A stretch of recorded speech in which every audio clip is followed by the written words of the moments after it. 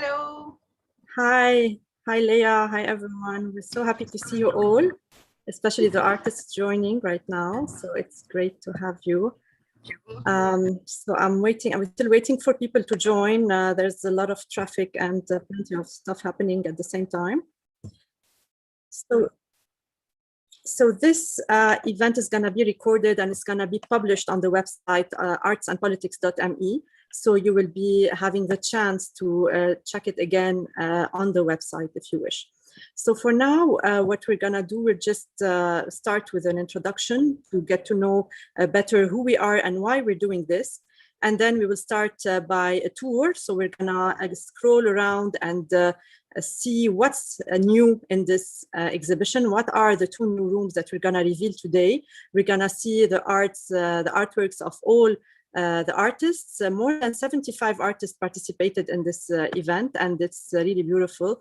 We have many of them today in the panel, but also in the audience. So we're going to have also to talk with some of you. And also we will have some questions to our artists who are featured today. So if you have any question at any time, please feel free to type it in the chat. I'll just send a hello. And I will start with an introduction, and people are going to continue joining during our talk. So first, just to let you know who we are and why we're here. My name is Randa Farah, and I'm the founder of I Have Learned Academy, which is a place where we teach everything that we didn't learn at school or at university. So there are so many things that no one really taught us, and we had to teach to learn them the hard way. And we've been doing conferences, cultural events, and I'm personally also the founder of Leptivity.com, a calendar for events, and an instructor at USG. So this is Leptivity, a calendar for events. And these are some of the conferences and events that we've done. So this was before Corona, when we were able to hug and to have 400 people in one room. I really miss those days. But now there's also alternatives. So this is why we are doing events online and exhibitions online. So you can check more about us on our social media, Facebook, Instagram, and our website, ihavelearned.me/events. We are very happy to have partnered with Konrad-Adenauer-Stiftung since more than a year. And last year, we did a series of talks called Innovation and Think Tank for a Better Lebanon. So there was plenty of interesting talks related to corruption, to financial inflation, to oil and gas. We had a very interesting talk about the leaders among us. And we had also various topics related to leadership, technology, elections. So everything was covered from different angles, and we had also Sarah Yafi with the new generation and politics. So we had actually 2 free talks every month, and we continued this series this year under the title Thoughts and Talks to Lebanon, and we also covered plenty of topics from electricity, subsidies, public health sector, trains in Lebanon, agriculture, tourism, economic crisis, and much more. So you can, I really invite you to check our upcoming sessions because we have very interesting topics coming soon. Also, we had the chance to collaborate on this super interesting project which is Echoes from Lebanon. And this collective virtual art exhibition was launched in March this year, and it's actually 4 rooms. So when you go on artsandpolitics.me, you will see that on the menu up, you have 4 rooms. One of them is Lebanon struggles. So here we talk about all the challenges of Lebanon, everything related to the pollution, to the waste, electricity, the dollar crisis, everything. So you can go and just scroll through the rooms, click on the artworks and check the beautiful artworks, and it's also different type of artworks. So we have photography, we have illustrations, we have like digital artworks, graffiti. So it's really, really wonderful. And also we have some small add-ons, like for example here, if you click on those, you get stickers. So and you click on them, you see the big pictures. We have like a sign, yafta, in every room, a TV screen in every room, and also the view on related to the theme. So this is the first room, Lebanon struggles. The second one is the revolution. Also, you can check it out, and we did already the launching in March. Today, we are going to reveal the 2 new rooms, and we will do a tour in a bit. The first one is the blast of the 4th of August, and the second one is the aftermath. So what happened after the blast? And I will just leave you with this quick video about the first 2 rooms, and then we will have a word by Dr. Malte Gayer, who is the representative of KAS in Lebanon.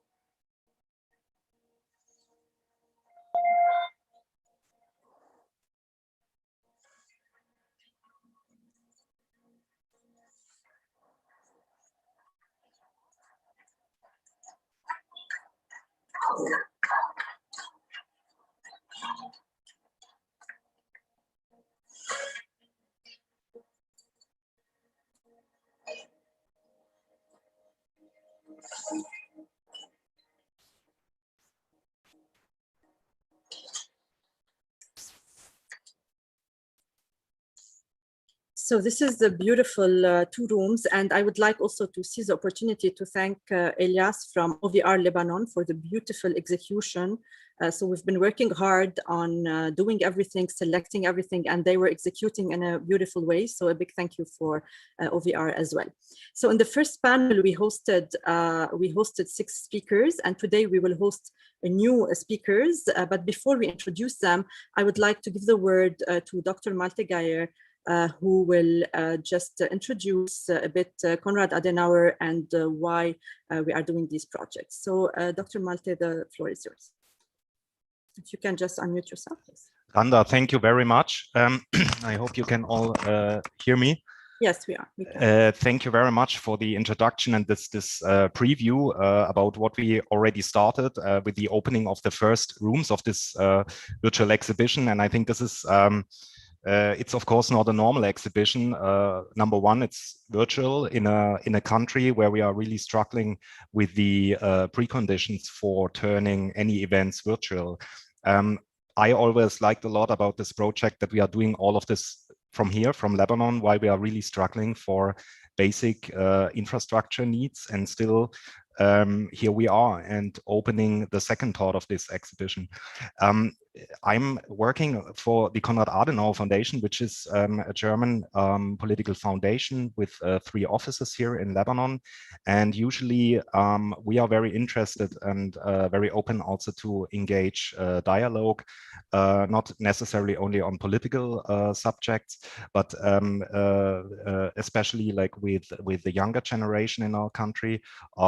In Lebanon in the past years, of course, like we have also been trying our best to work with the many experts that Lebanon has, for instance, on the different policy fields and issues. I just mentioned the electricity sector, but also public finance reforms and everything. We worked with them together. We formulated recommendations also together with them. Unfortunately, we are now in a situation in Lebanon where we are beyond this point for the time being. I think it's safe to say that. We had a little bit also with me and my team being here in Lebanon during the August 4th explosion. We felt also maybe it's also time to go beyond the traditional formats that we have, that's dealing a lot with policy formulation, recommendation, and just do it in a more direct way. And to me, the most direct way, especially in situations where you run out of words to describe a situation, is arts. I also realized that when we faced the October uprisings in Lebanon and a huge mobilization of young people of all strata of Lebanese society, arts was there from the very beginning. You remember the scenes on Martyr Square. Arts was, to me, like a very central channel through which political demands were formulated also, and not necessarily only political demands, but very basic and absolutely legitimate demands by the Lebanese people. We took this opportunity also, and of course after the August 4th blast, in which you really run out of words to describe how the situation was, the day itself, the aftermath. And we really found the best way to express this is by arts. And I'm more than honored and really proud also to see this massive outcome of Lebanese arts Lebanese talents. We had very young talents in the showcasing their arts in the first exhibition, and now we continue. And I think this is we could continue forever. Like Lebanon is really an amazing, impressive hub of art production. So again, to the panelists also and to all the artists who contributed, I'm really happy and honored, and thank you that you contributed to this exhibition. I also would like to say a word regarding our partnership with I Have Learned Academy. Randa, I'm very glad and still very impressive about what we managed to accomplish with our cooperation so far. You showed like the huge amount of events we did so far, covering all sorts of topics. I think this still there are many more topics to cover. And I'm really glad that we also never run out of ideas. I really want to thank you for this opportunity, for the trust also in us to partner with us. I think it's also safe to say that Randa Farah is an outstanding personality, a power woman, I would say. It's not normal that we used to have events, and normally, like German bureaucracy, this is normally followed by a lot of work regarding, okay, so what was exactly the event, how much did it cost, what has been done, etc. And usually I was a little bit shocked when we received an hour after the event the complete documentation by Randa at late night. And I think this is very typical for you, and this characterizes you a bit. You are really a motor in this project, and I thank you for that. It's really appreciated. Thank you, Dania Ismail from my team also for also coordinating all the ideas and the events. Thank you very much. It's been really a solid job. Elias from OCR, also thank you, of course, for the technical production, for making this possible. And the last thing to say, since this is also the last opportunity that I, during my term in Lebanon, will have the opportunity to join your events, I really hope you will enjoy this one, and also like all upcoming events that my successor Michael Bauer will do together with I Have Learned Academy. Thank you very much, especially Randa, and enjoy the exhibition. Thanks a lot, Dr. Malte. It was really a pleasure for me to collaborate with you, and we wish you the best of luck for your new assignment in another country. So good luck as well. For now, we would like, before we show you the tour and we just go through what you have, like all the artworks, and I'm sure many of you are excited to check what we have to show you in these new rooms. I would like first to share with you who will be talking with us today. So in the last panel, we had some of the artists like Rula Abdo, Tom Young, Edi Shweiri, who are with us in the audience today. But we will be hosting today new faces like Carlos Haydamous, Omar Frangieh, Ivan Debes, Hayat Nazer, Georgie Bitar, and Nabil Debes, who had an emergency and he's a bit late, but he will join later. So just for you, I would like first to ask our panelists to introduce themselves. And after the intro, we will proceed in the tour. And after the tour, we will talk with the artists in the audience and the artists on the panel. So first, let's start with, I will start with the ladies. Georgie Bitar, can you please introduce yourself and what you do in life? Yeah, hi. My name is Georgie Bitar. I was born and raised in Lebanon. So I've always had a passion for photography, although I'm a marketing graduate. So I work in marketing. I've been working for like 10 or 15 years, but photography is one of my passions. I used to capture a lot of landscape and waterscape. And recently, honestly, I don't know if it's fortunate or unfortunate, I discovered my love for street photography after starting taking photos in the revolution and after the 4th of August explosion. So now my photography aims to tell a story and convey an emotion instead of like just taking pictures of landscape and beautiful waterscape of Lebanon. That's it in a nutshell. Great, thank you so much, Georgie. Hayat Nazir. Hayat, we have seen, I'm sure you all know the beautiful phoenix in the revolution, and this statue that she has also behind her in the picture. So Hayat, you've been a name, like a big name in the art scene in the revolution. So can you tell us more about yourself, please? Okay, thank you for the introduction, the short introduction, Randa. So I am Hayat Nazir, a Lebanese artist and an activist. I wasn't sure I was an artist until the revolution started. And I first started, protesting in the streets. And at some point I felt like I needed to express my feelings, the love and the unity that we had among us, the power when we were, screaming together and expressing and asking for our rights. I wanted to express it somewhere. It wasn't enough just protesting. So I started doing graffitis. My first graffitis ever was during the revolution on the walls of Martyr Square, Riyadh al-Salah, around Esqua. And then even painting on the walls wasn't enough anymore. So I wanted to create something. There was so much power during the revolution that I felt, I felt because of the people around me. So when they destroyed the tents, in Martyr Square, I had an idea to create the phoenix, a phoenix out of the broken tents, as a political statement that no matter how much they break our tents and shoot at us, we will not give up. So that was the story in short of the phoenix, and I did it with the people. More than 100 people helped me create it, and then I did a saucepans tree made out of the saucepans of the people, because we were banging on saucepans during the revolution, especially women. And I did a tree.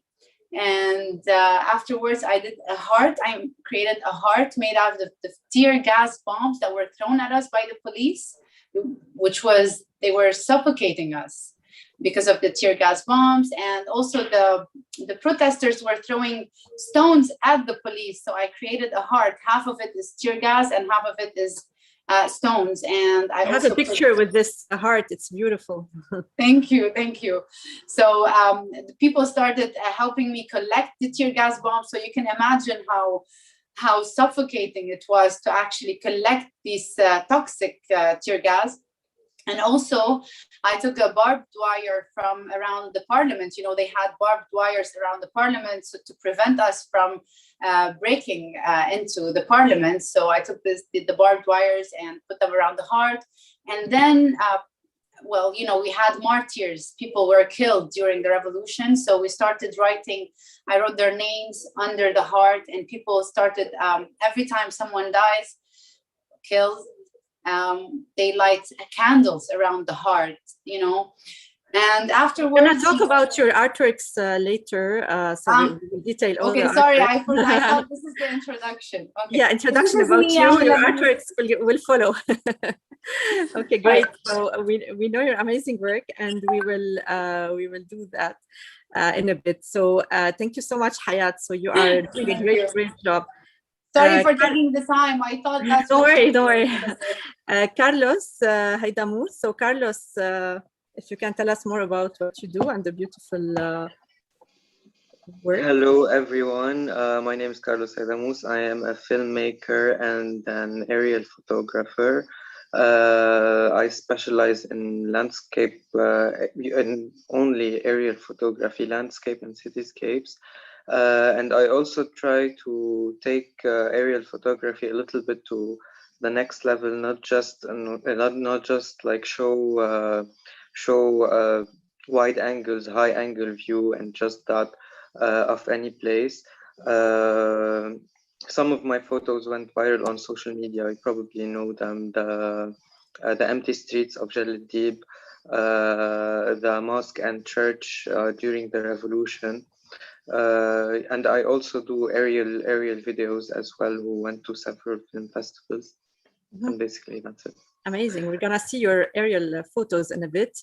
Ivan Davis. So Ivan lives between France and Lebanon, and he's doing amazing I'm sure you saw in the first two rooms the amazing illustrations he has done, and my favorite is actually the dog, the Chilean dog, because I personally love dogs. So Ivan, you really express in a different and creative way. Can you tell us more about yourself? I'm sure many know your name, but never heard your voice. Can you hear me? Yes, we can. Okay, good evening, everyone. Thank you for having me, and thank you for being here. Thank you, Randa. So, yeah, my name is Ivan Deps. I live actually between Africa and Lebanon and France. So I was born and raised in Africa. Then I came to Lebanon to study, and I stayed here. And I continued my university in the art field. Then I started very young to work in newspapers and magazines. So I already had the political and social background in illustration. So that's all. And from our experience already in Africa, I've been exposed to politics and social life very young, so I got involved very young too, and I tried to use my art since a young age to express my visions and to express feelings of the people around me. So mainly this is what I do. I'm an independent illustrator and artist, and this is what I've been doing all the time. And I'm based between Africa, France, and Lebanon still. Thank you for hearing me. I was actually disconnected for a few minutes. Sadly, the connection in Lebanon is not helping. So thanks a lot for introducing yourself. And also we see a lot of your work in various magazines, right? I don't know if you mentioned this because I got kicked out. So can you tell us which magazines and journals you, so I see sometimes in L'Orient Le Jour and L'Orient Le Jour, mostly L'Orient Le Jour and Executive Magazine. I've been doing their covers for some years. And L'Orient Le Jour, I've been working with them since when I came to Lebanon, actually. It started very early. And some drawings were exposed in other press and newspapers worldwide, but that's not the most important. Okay, great. Thank you so much, Ivan. And thanks for being here. Welcome also to Nabil. And now we move to Omar. So Omar, can you introduce yourself, please? Hello, my name is Omar Frangieh. I'm a professional photographer and producer. I live in Lebanon. I was raised in north of Lebanon, mainly between Zgharta and Eden. And after I moved to Beirut for work and study, I love this city. I believe my photos are doing their job, showing the beauty of the city. Unfortunately, lately we had to feature some bad moments due to the bad situation in this country. That's it. Okay, great. Thank you so much, Omar. Thank you. Nabil Debis. So Nabil is joining from the Art House. Can you hear us, Nabil? Yes. So if you can just unmute yourself and introduce yourself, please. Okay, hello, hi, I'm Nabil Debis. I am calling from Art House. My reason for being here, my background is finance, and I started been collecting art all my life since I was a kid. And what we're doing at Art House is we have this cultural platform where people come and express themselves in terms of visual art or other forms of art. The reason for us having this is a non-lucrative business, the art part of it. And so we can keep our integrity in terms of choosing and curating and getting the people we would like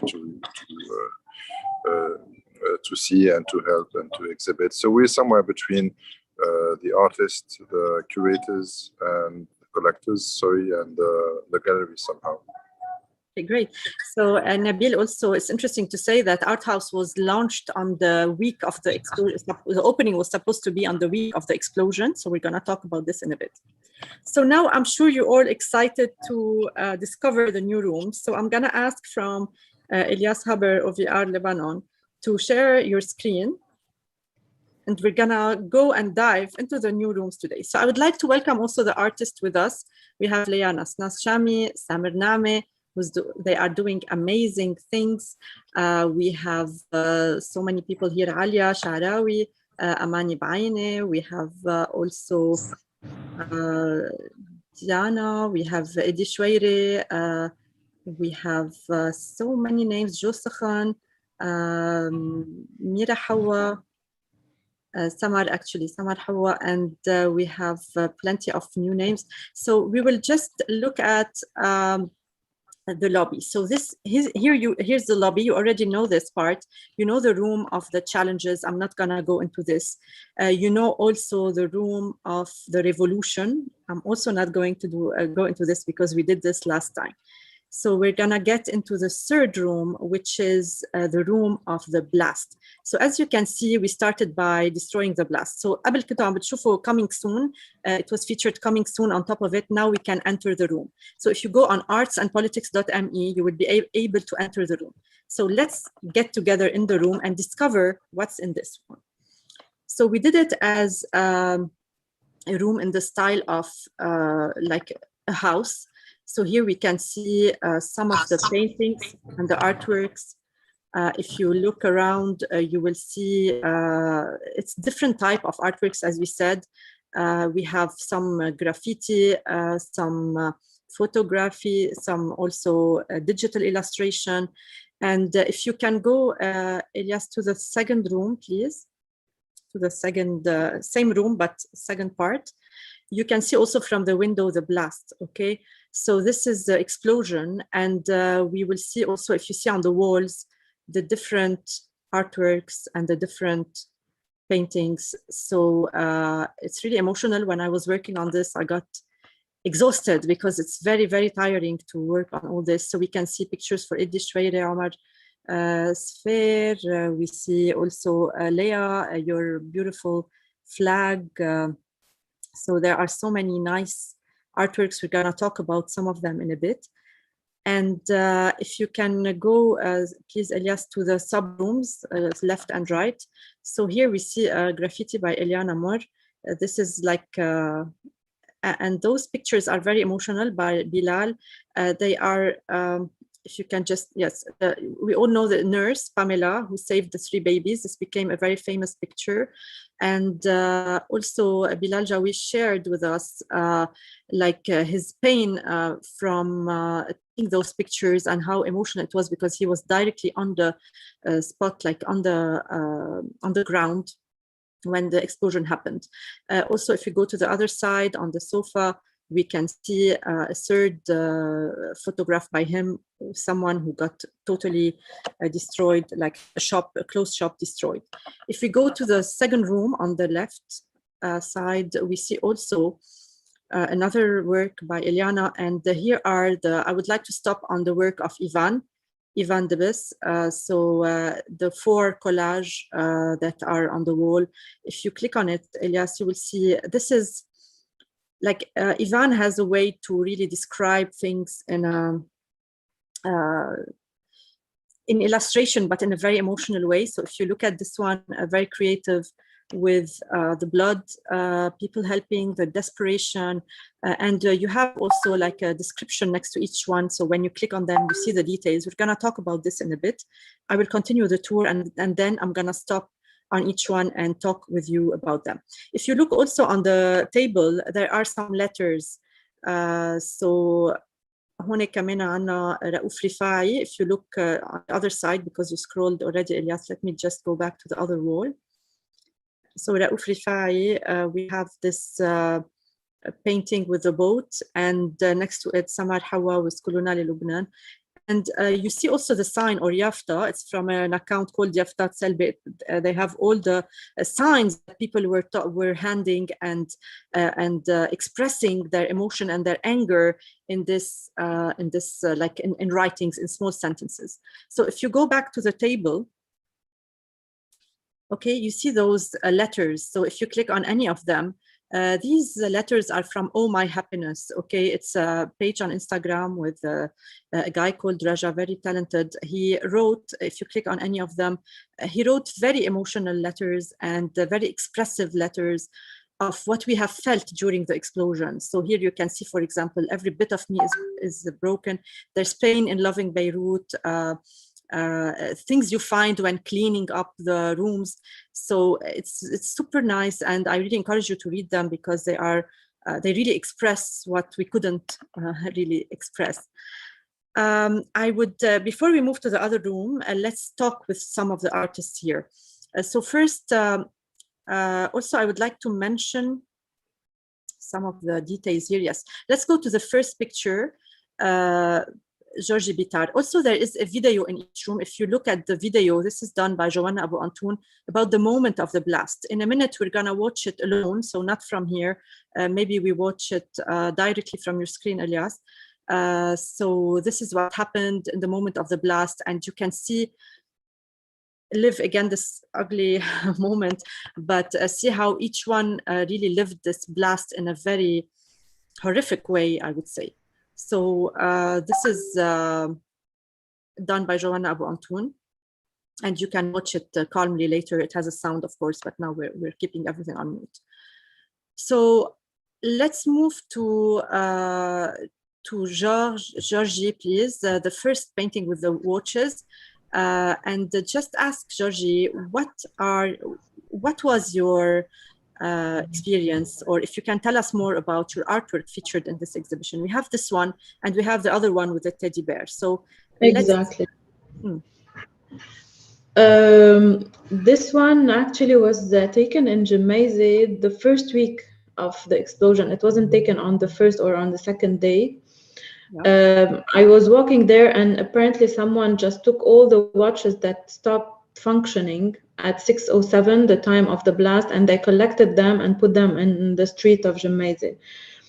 It was really like a very emotional moment when I took the picture, because it's like the time when our life stopped, like the 6:07 on that day. It meant that our life stopped and like time stood still. So it was something that really moved me. And actually, this photo was featured as well in the Global Images for Global Crisis in New York, one of the exhibitions that chose from Instagram all the pictures worldwide that describe a global crisis, and it was one of them there. So that's it. Okay, it's great. Thank you. And if we can move to the other one, Elias, but let's see it from outside, not click on it. In the other room, the teddy bear with the cars, and yeah, don't click on it, just zoom on it from outside. This one, yes, yes, it was on the left, Elias, the one with the teddy bear, Ma'asiyarat. Okay, so we can see here a teddy bear. So this one is called, if you can zoom in without clicking, this one is called Children Murdering Childhood since 1975. So it was taken the second day of the blast. Actually, we were there trying to help everyone with their houses, and I saw this picture, and it reminded me of all the wars that happened in Lebanon and all the blasts. And I couldn't not like to take this picture. So this was taken on the 5th, and it was something like I was thinking the whole time that this kid that has this teddy bear like was in his safest place, in his bed, in his room, and this happened. So it was an emotional picture as well for me. Actually, all the pictures that was taken this week was very emotional and very like sad when I took them. Exactly. Thank you so much. Next to it, there's a picture for Alia Sharawi. So Alia is also in this in the audience with us. Alia, would you like to say a word about your picture? So you have the car that is crashed. Hi everyone. Hi Alia. Actually, this is a picture I took a couple of days after the blast, and there's a graffiti on the wall with a girl who seems so sad. Yes. Sorry. Yeah. So there's like this parallel between the broken glass and the future of this girl, which is totally broken. And I don't know, when I saw this, I was taking pictures in Jamaizi, and it completely, I was really moved by this image. So I just grabbed my camera and I took this picture. Great, thank you so much, Alia, for sharing. If we go also to Thank the you, left, Randa. we have this flag, broken flag on the floor. So this is the flag of Lebanon, but it's totally shaken and broken and destroyed. And it's done by Leah Nasnas Shami. Leah, if you can tell us a bit about this. So actually we've put it on purpose on the floor because it looks as if it bumped the floor and just got everything shaken from it. So can you tell us a bit more about it, Leah? Hi. It took me several months to do it because I was abroad when the explosion happened, and I couldn't process all the emotions. I was too shaken. I felt that even though I was far away, I was broken inside, and I couldn't paint for weeks and months because I was so shocked. And that's how I felt that Lebanon was. I felt like now when people ask me if I miss Lebanon, I say the Lebanon that I miss doesn't exist anymore. It was destroyed on the 4th of August. So that's the flag that that's how I wanted to express my flag. It's really sad to hear this, but maybe it's the truth. But we should not give up hope as well. I know, that's why I have another painting that's more hopeful after. Yeah, we have in the other room. Edi Shweiri, also the photographer, you took this picture of the lady Tirso. Can you just tell us a bit about it, Eddie, if you're here? Yes. Hi, Eddie. Hi, can you hear me? Yes, sure. Yeah, sure, great. It was on the second day, on the 5th. And after I check most of my my friends over there, I passed by, of course, of Lady Cochran, which she's a real friend and just like one of member of my family. And I was, because I had a lot of shots during the years of this wonderful palace, and I was really shocked, just like a tornado turned everything and shattered everything inside out. So this is one of my shocking photo inside the palace, on the spot, directly, on the second day. Yeah. You have also other pictures that we're gonna see later on. Thank you so much. Sure. Thank you for sharing. We have also, I don't know, is there any artist who would like to share his art from this room, or we wait for the other room? Anyone else that we did not talk to yet? Okay, let's go back to Ivan's work inside the room.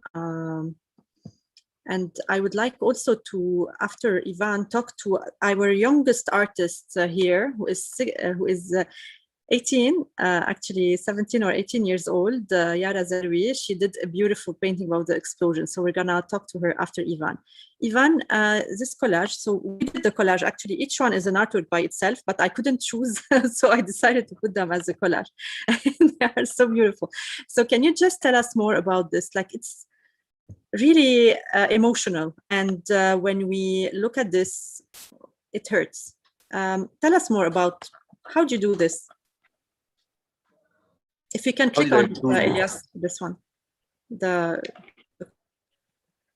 I didn't hear you. What did you say in the end? So I said, how can you tell us more about these artworks? Explain to us. These artworks, I guess, are simply feelings translated into images. So they are mostly inspirations of the moment.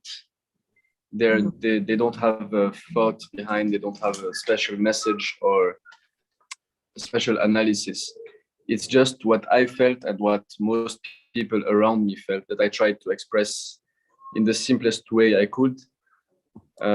So yes, I just took my pen and sketched them on the spot, and felt the colors, felt the mood, the main ambience, the gray, the darkness, but trying to always put some light somewhere, as you can see in the hearts on the last one. Amazing. So yeah, So what inspires you actually, Ivan?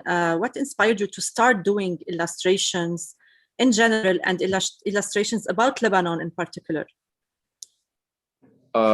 In general, I guess I always had it since I was very, very, very young. I always used drawing to just express myself and to express my ideas when I was a kid. Then I grew up and I lived some situations in Africa that pushed me to use my art to spread some kind of messages.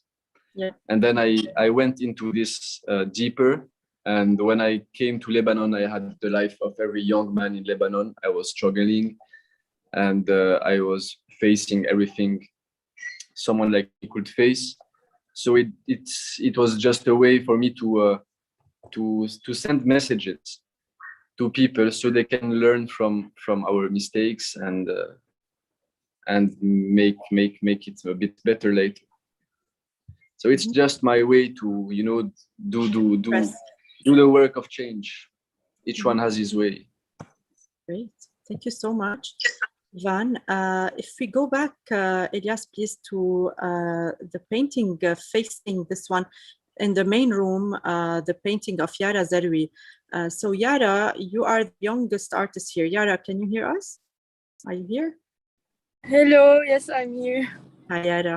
So it's great to have you with us. Elias, if you go to the main room, there's an explosion with 2 hearts under it, the red one that we can see here next to the door. So if we click on it, Yara, can you share with us? So you are the youngest artist, and everyone was really surprised to see that you're only 17. Thank you. 18, actually. 18 or 17? 17, turning 18 in a few months. Okay, so can you tell us more about this artwork that you've done? Because you're a real artist, yes, and sure. I've seen many of your work, and we're doing amazing things. And you're gonna study, and now you're entering university. You're gonna study art and become famous, hopefully. So tell us about this. So I drew this painting directly after the explosion, and I wanted to express my emotions.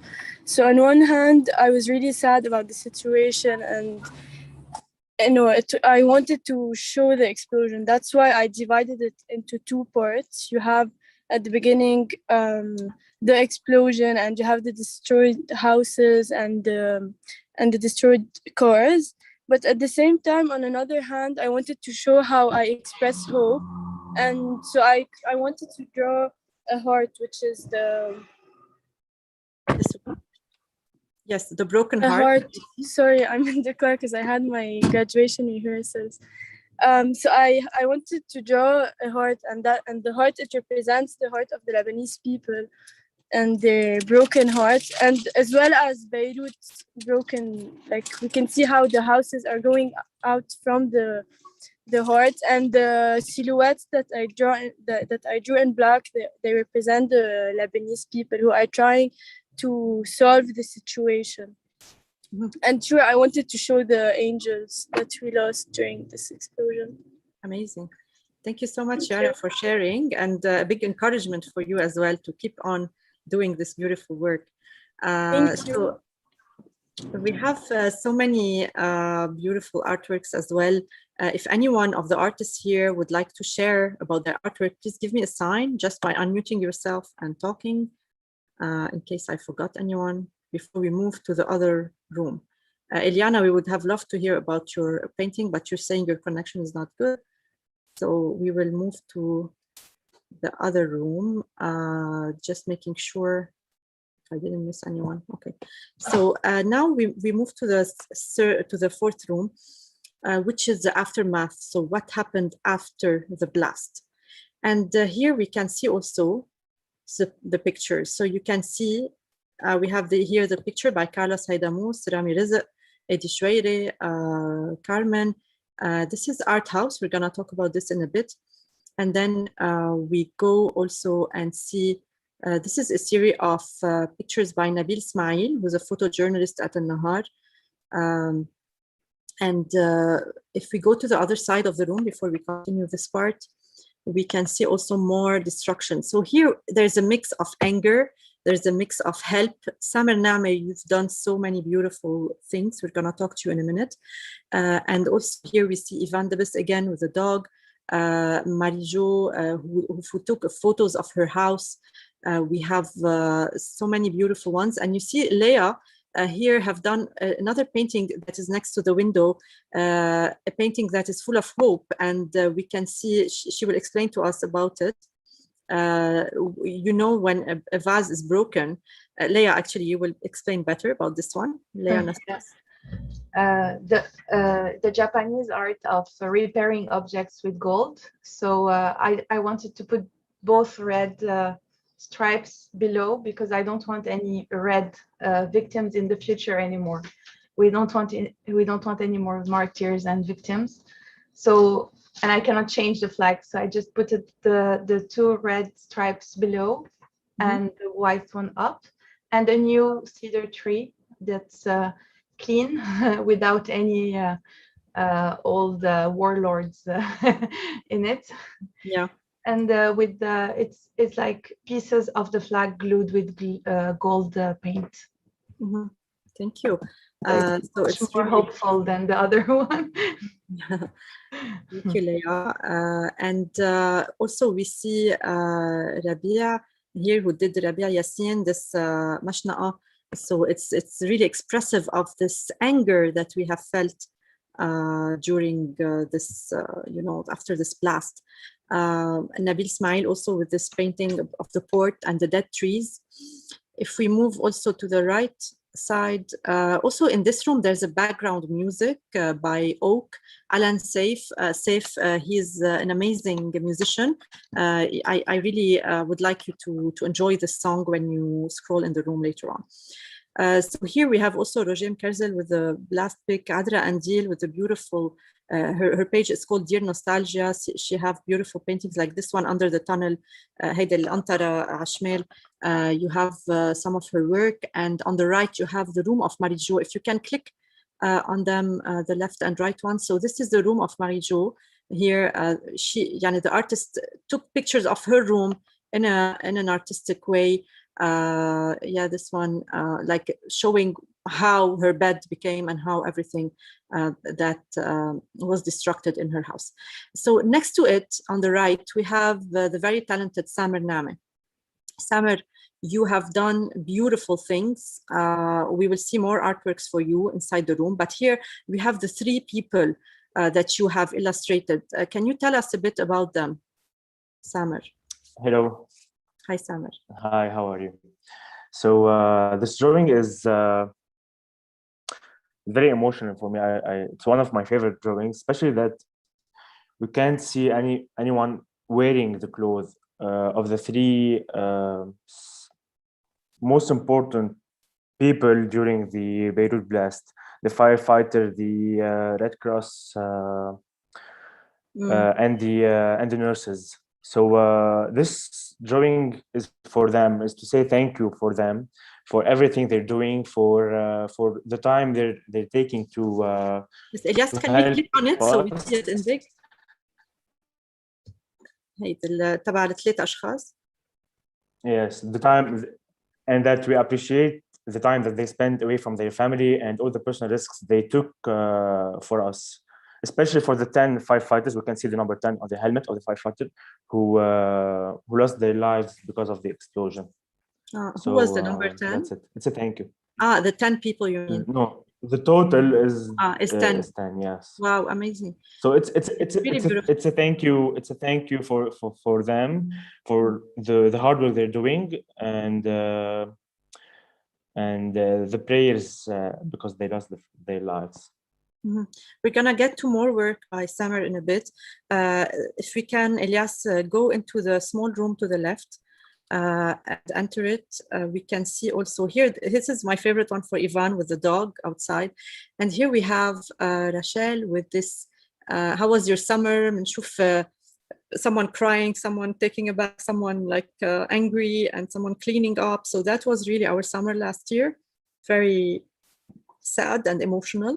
Another angry painting illustration by Michel Chama.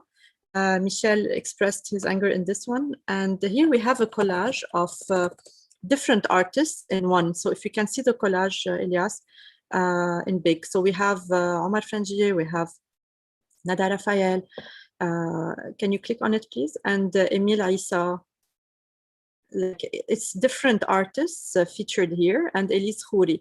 So we can see that each one from his angle took pictures of destroyed houses, but it's really, we made of them one big artwork so that you can see the different perspectives of the artists. Thank you for this.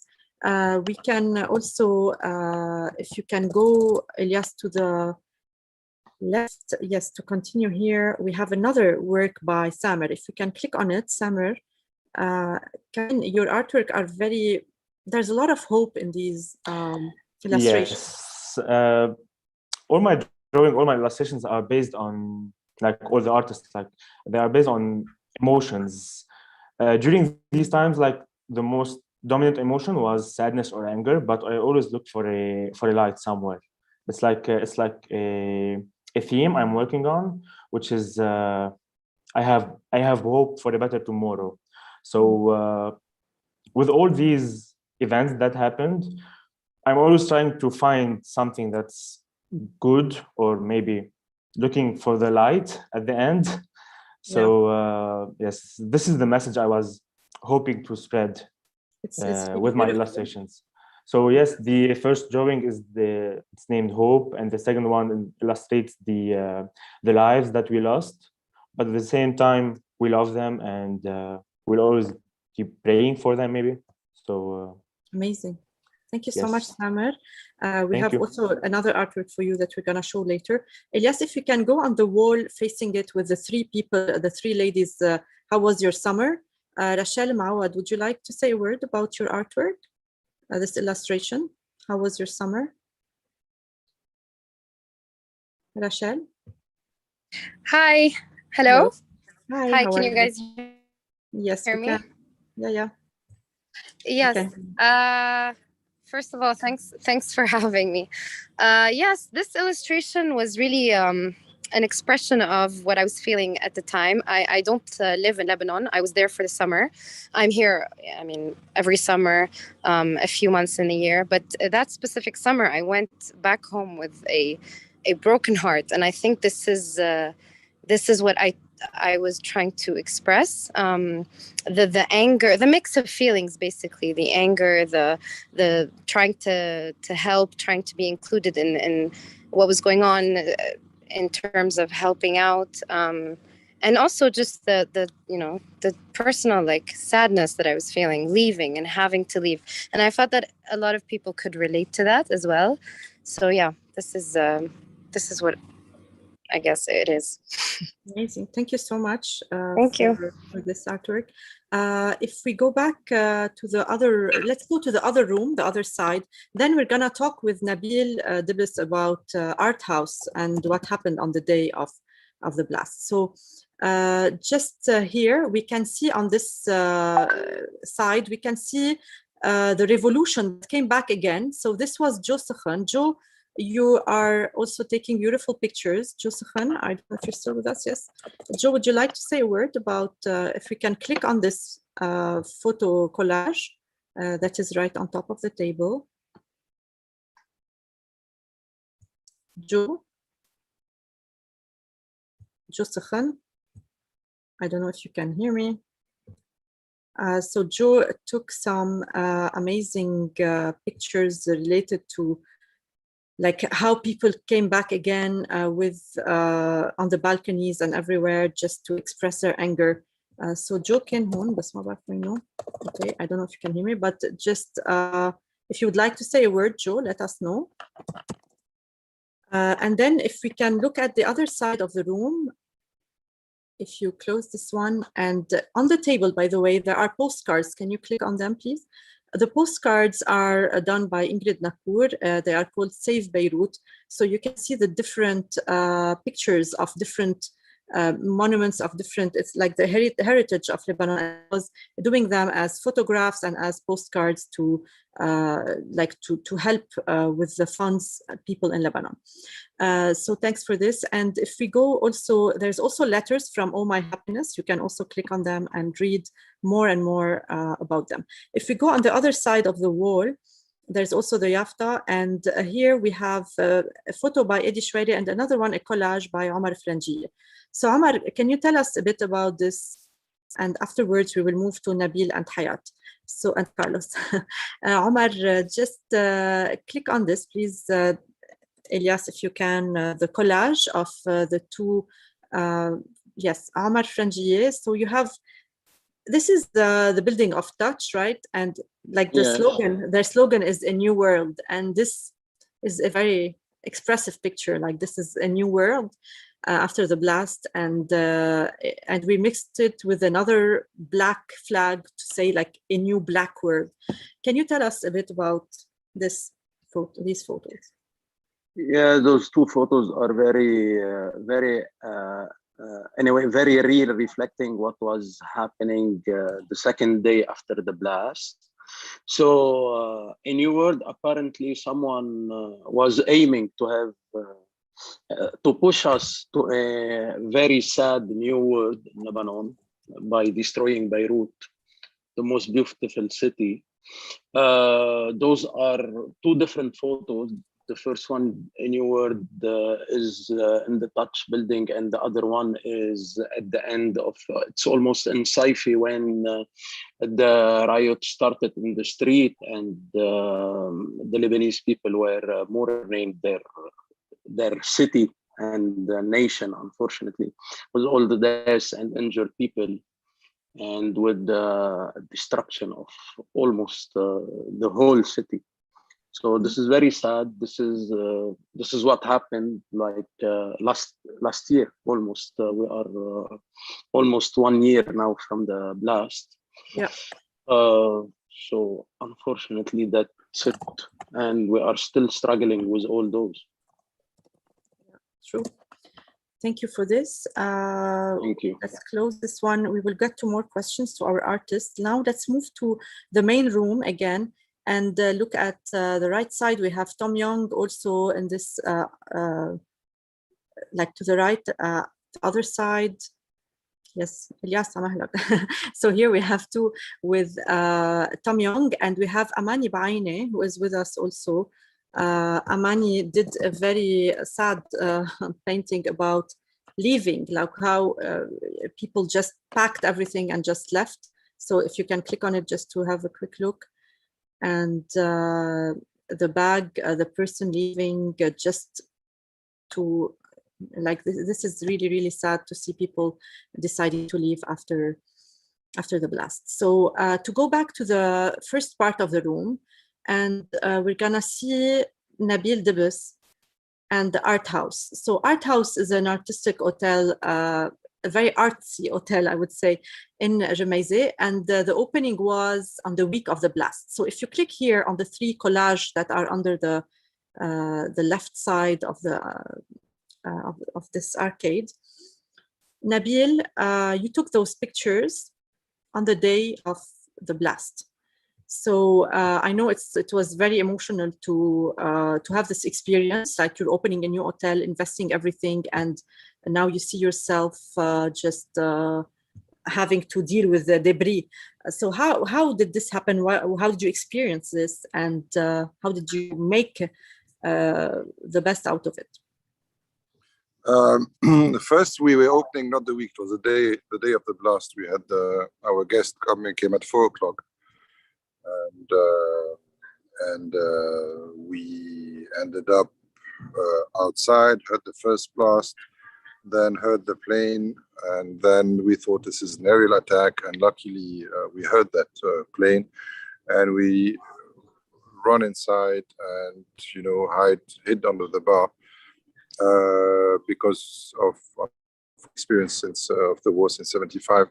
So, and then what we thought was a rocket hitting us turned out to be this blast. So for a second it felt like 15 seconds, and we're seeing things falling from everywhere, from the top, furniture falling on us, all sort of things. And we came out unscratched, which was another miracle. I mean, there's a lot of miracles that happened. So how we did feel about it, initially we were shocked, we didn't understand. We went outside in the street, there was no one, there was just alarm, cars parked whichever way. And then a few minutes later, people started coming out covered with bloods, and then we had to try to help take them on the motorbikes to hospitals where it was even worse. And so this is how we lived it.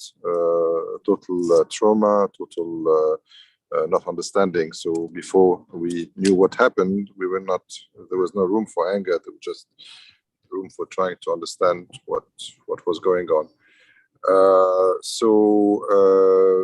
Yes, so what happened is that the next day we decided, we understood, next day we decided, the same day we decided to secure the place first. Next day we understood what had happened. And I mean, what we thought we understood, because we still understand what happened. We don't understand what really happened. Anyway, we saw the people coming in the street, and like an army of people with their brooms, trying to help, to clean, to help the older people. And that was really sort of give us goosebumps and tears to our eyes. And that was really what's told us we have no right to self-pity, we have no right to sit down and feel sorry for ourselves. There's no leadership, there's nothing at all. The only thing we can do is see how we can help. So trying to help, we try to fix, we said, okay, let's fix the place, let's refuse the explosion, fix the place as quickly as possible. And also that because we had the workers, we had part of the hotel wasn't finished, so we mobilized them, tried to explain to them, those people have been working for 10 years with me on the project. They were totally shattered and told them, listen, it's only, it's only concrete, it's only walls and stones, and we put it back together. And I gave them a challenge to do it in 3 weeks, which amazingly they managed to do. We all managed to do. We all got our, our sleeves up, and we worked very hard to get it back in order. Because for us it was a war. It was a war against our culture, against us, against the way we live, against what we are, the culture of life versus the culture of death. So there is no two way about it, and that's exactly the consequence of living in that culture of stupidity and of death and corruption in which we live. So, so we did that. We had at the same time an artist who's also exhibiting, called Tom Young, who said, Nabil, can I do an exhibition in the bubbles in your house? And I said, like, Tom, it's a great idea, but we're going to do a collective. And we started talking to our friends, and we ended up having 3 weeks after we finished an exhibition with 60 artists, 105 pieces of work, artists from the revolution, street artists, star artists, everybody worked. And many artists from here, actually. We had people like Hayat Nazir, you had sorry? You had many of the artists also that we are featuring. Yeah, of course. Yeah, no, we had, I mean, 60 artists is a lot of artists. So, and it was beautiful. I mean, a lot of people I do respect and couldn't, because it just we're emotionally shattered, and they say, listen, we can't. So also you have to respect that. We have some other artists who told us, listen, because it was a charity thing, and it was going to, part of it was going to be sold at Christie's, who were saying, oh, we can't be bothered to fill the forms. And that was really something that annoyed me deeply.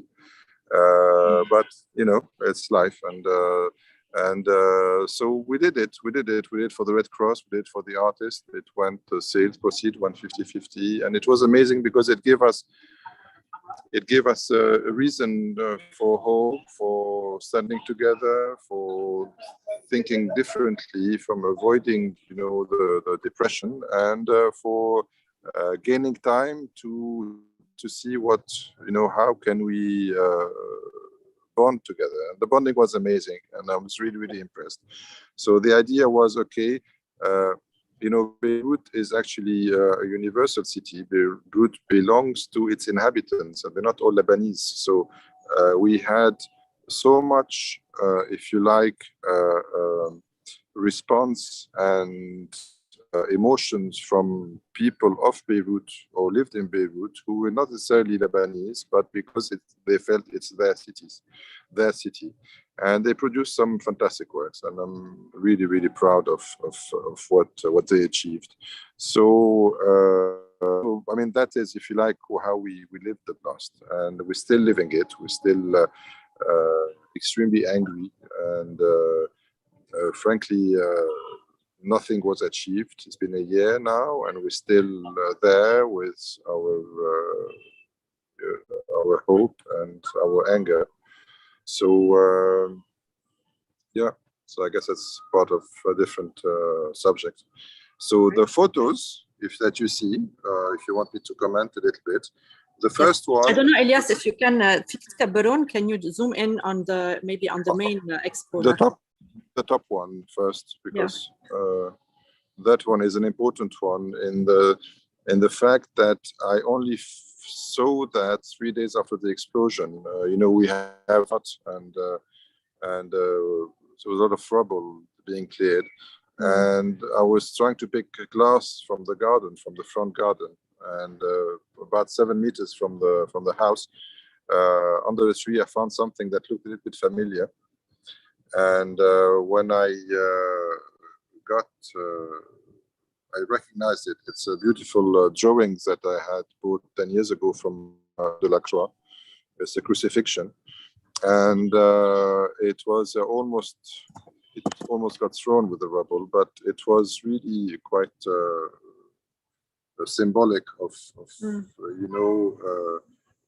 our government and our people shitting on us and shitting on the art. So and on hundreds of years of civilization, of which we came out, and which is totally stranger to those people.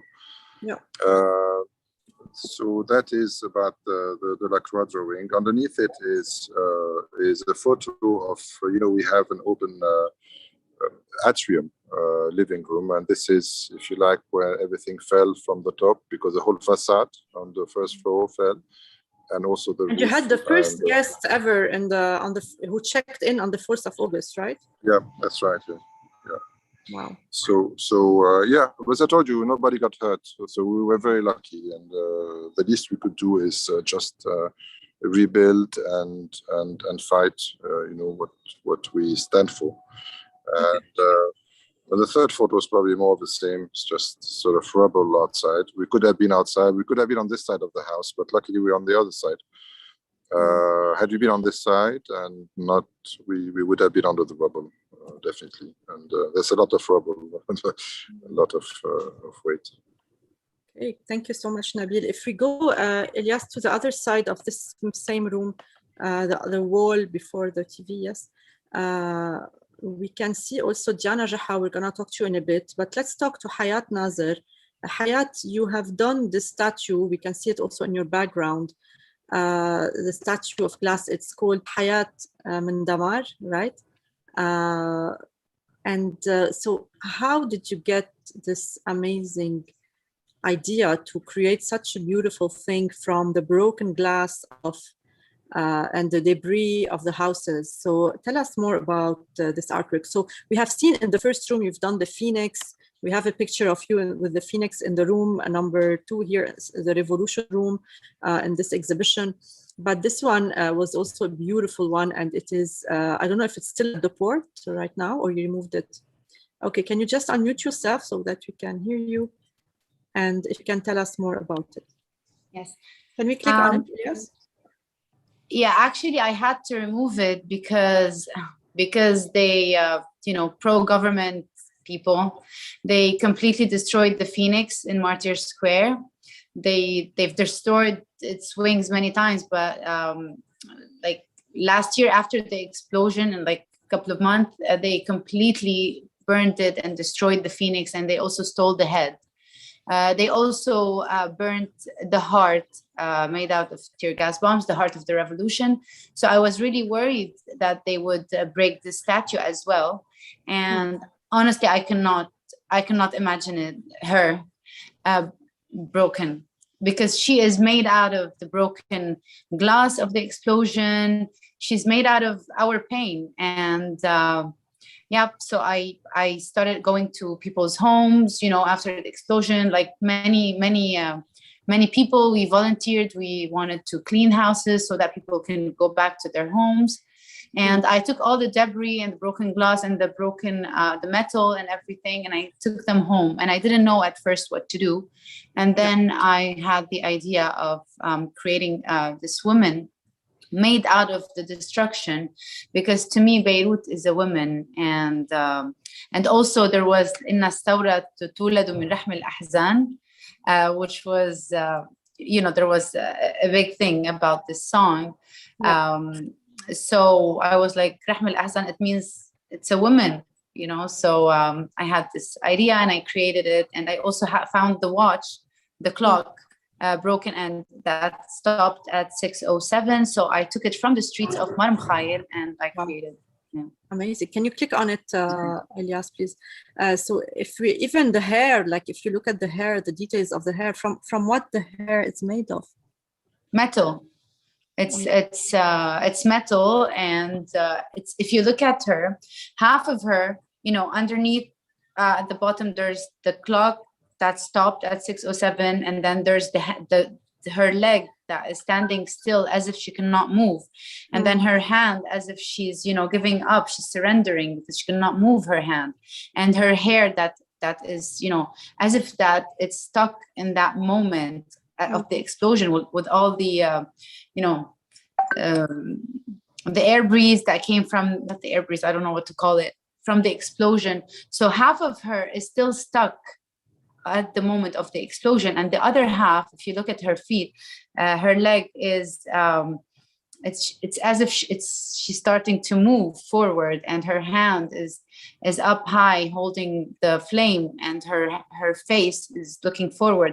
It's exactly how we are feeling inside. That's how I felt. Half of us is destroyed, half of us died and is still stuck at that moment of the explosion, but the other half is wanting to live. We want to live, and we love life. So that's the contrast that you can find in her. What I love in your work, Hayat, is that you take debris, like you take rubbles, like for example the Phoenix. It was made of the metal that was broken in the broken tents.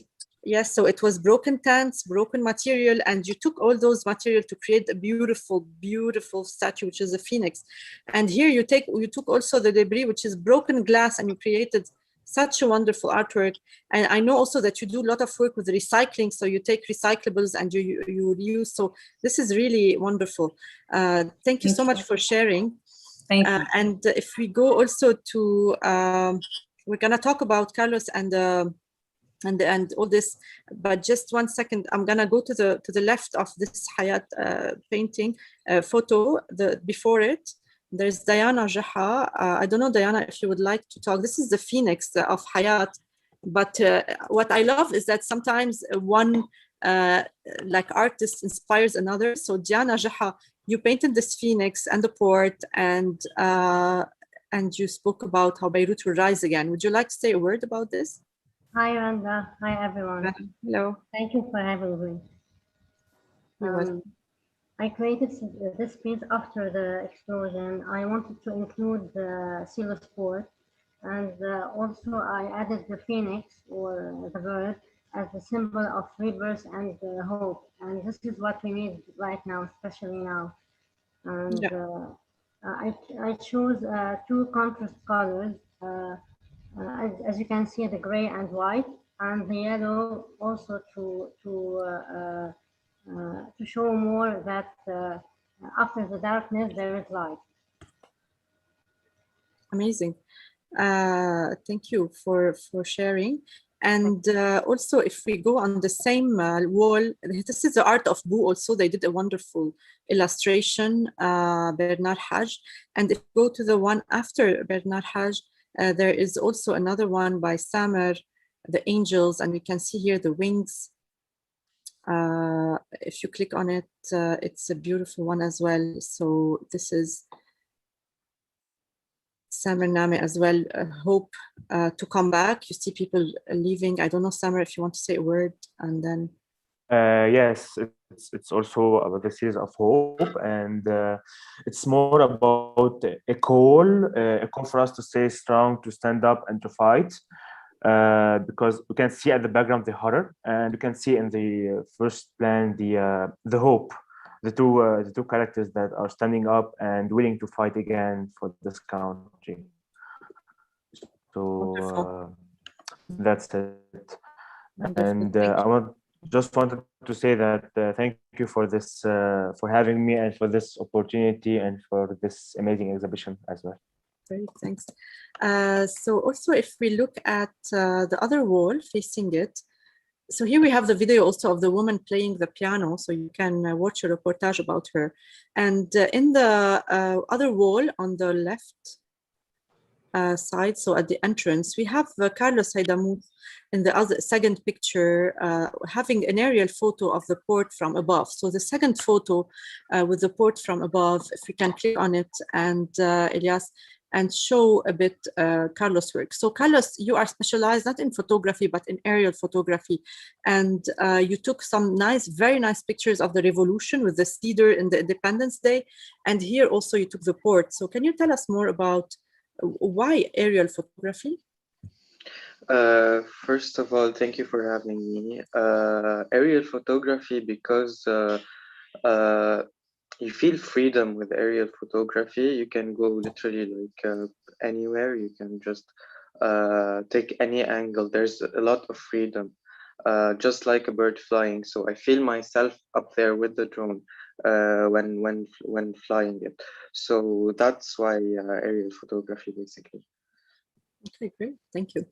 Ivan, I would like to ask you, so I will let the room scroll while I'm now talking. If you want me, I can. If you want me to talk about the picture, I can talk about it. Yes, go ahead, and then we move to Ivan. Yes. Okay. So basically, at first, when the explosion happened on the 4th of August, I didn't want to shoot. I didn't want to film anything, to take any photo, because I usually take beautiful photos, landscapes. I already said in the introduction that I did a few films that went to festivals, aerial films about Lebanon. One of them, the introduction starts that says that maybe you have seen a war zone. They have shown you a war zone, a desert. Let me show you the real Lebanon. And then beautiful landscape video starts, aerial video actually.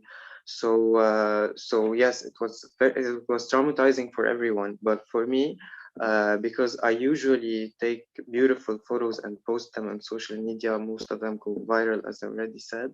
I couldn't shoot this because that's not what I do. That's not my thing. So after about 1 month and a half, I said no, I should take photos of this, because we shouldn't forget. We should keep something to remind us that this actually happened, in case one day we forgot. So I took this photo, and for me, there's some kind of beauty in it. Just like Hayat said, if you look at the silos, half of it is broken, just like us, but the other half is still standing, just like we want to keep standing and continue and rebuild. Wow, amazing comparison. And this is what I like about artists, how they see things differently. And I would like to ask Ivan, so if we go back to the room, actually to the other side of the room with the dog and the heart connection. So this is one of my favorites. And if you click on it, you can see. So I would like to ask Ivan, like seeing things through the eyes of an artist is always different. Do you feel, or do you see that you see things in a way that other people do not see? Do you see things that people who are not artists cannot see in the same way you do? For example, here, this emotional picture, like how you connected the heart of the dog to this heart of the potential person under the rubble. So I mean, how did this come to your mind? And tell us more. Do you see things that other people don't see? I think personally, I personally believe that no, as an artist, I don't know, I don't talk for everyone does, but as for me, I don't believe that I see things differently than anyone else. In the contrary, I think I see things exactly as the same as everyone see them, but maybe I have a easy way to translate them into an image, but I don't think it's different from most. I think most people could have felt this, and it's not about seeing things differently. It's about interpreting and putting them into symbols so people can refer to them and can relate to them. So this is what I noticed with my work, that most people relate to it because I think they see the same. As simply as that. So it's about expression, actually. So it's how you express. Yes. I think everyone feels it and everyone sees it, but not everyone has the time to do it or the capacity to do it, maybe. But I'm sure that everyone saw this image and everyone felt this connection and the heart connected to the dog's heart. This is not very complicated to see. You know, it's just put it into an image. Amazing. Actually, we are also planning something with Ivan as an academy related to expressing things through art. So stay tuned. Yes. We're gonna announce it soon. So if we close this and we move back to the room, Joschen is back, and I would like just to give him a word about in the room to the right, where there's a revolution pic, or the collage of the revolution and the anger of people in the revolution. So Joe, are you ready now to share? Yes, hello everyone. Thank Hi. you, Randa, for having me. You're welcome. So this one, if you can click on it. Yes, Joe, tell us more, like, what did you see? Why did you take those pictures? Did you feel that people went back to the revolution? Did you feel that the revolution is back after this explosion?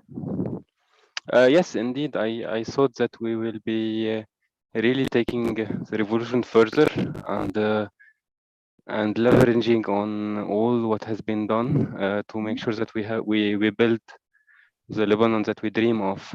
So I felt there is a power in all of the people reunited, because it went down a little bit before this event, the sad event, the revolution.